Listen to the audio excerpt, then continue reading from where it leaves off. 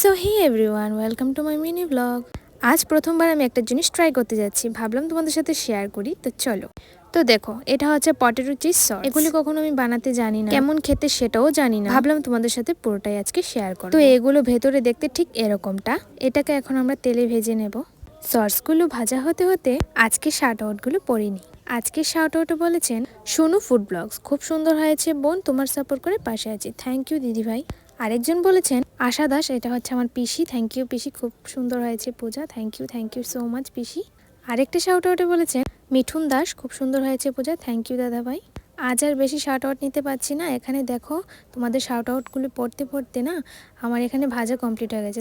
তো চলো আজকে পটেটো সসগুলো খেয়ে বলছি কেমন হয়েছে। তো দেখো ভেতর শুধু চিজে ভরা, কি দারুণ খেতে।